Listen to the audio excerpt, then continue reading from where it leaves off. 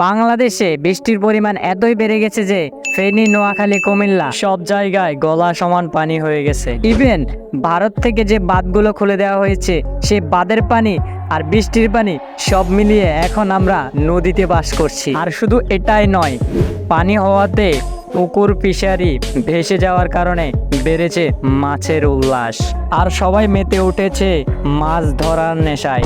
শুধু এটাই নয়, কে কত বেশি মাছ ধরতে পারে সেটা নিয়ে চলছে কম্পিটিশন। ঘর বাড়ি সব ভেসে যাচ্ছে পানিতে, সেই দিকে আমাদের কোনো খেয়াল নেই। আমাদের খেয়াল হচ্ছে কে কত মন মাছ পেয়েছে। এই দিকে মানবতার ফেরিওয়ালারা সব ট্যুরে নেমেছে। এই তথ্য ফাঁস হচ্ছে ফেসবুক, ইউটিউবেতে।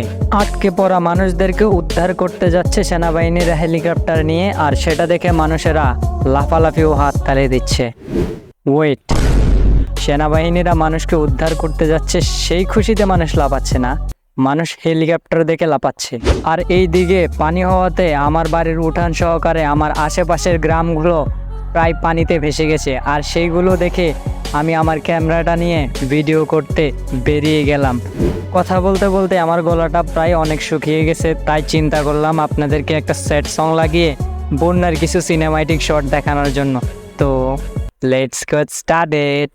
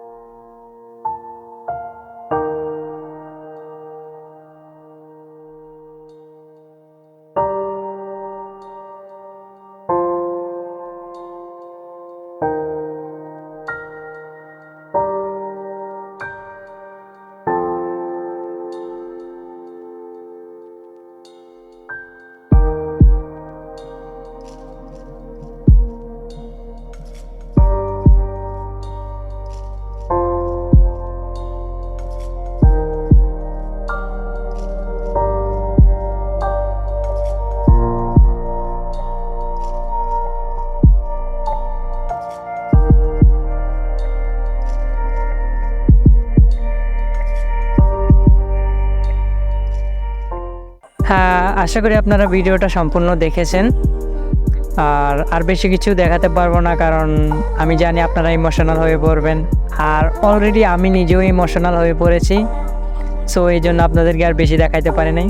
আর এই ভিডিওটা করার উদ্দেশ্য একটাই, সবাই আমাকে রিকোয়েস্ট করছে, সবাই বলতে আমার কাছে কিনারে আত্মীয় স্বজন বা বন্ধু ভাই ব্রাদার যারা বিদেশে আছে, তারা আমাকে রিকোয়েস্ট করছে যে তুই তো ভালো ভিডিও বানাস, তো আমাদের বন্যা সম্পর্কে তুই একটা ভিডিও বানা, তোর ভিডিওটা আমরা সবাই দেখব। তো সেই উদ্দেশ্য করে আমি এই ভিডিওটা তৈরি করছি। অ্যান্ড এই ভিডিওটা যদি সবার কাছে ভালো লাগে অবশ্যই প্লিজ সাবস্ক্রাইব, একটা লাইক অন্তত দেবেন, কারণ এই ভিডিওটা করতে আমার প্রায় 48 ঘন্টা সময় লাগছে। মানে কি পরিমাণে যে আমি পরিশ্রম করছি, এই একটা ভিডিওতে আমার প্রচুর পরিশ্রম হয়েছে, বিশ্বাস করেন আপনারা।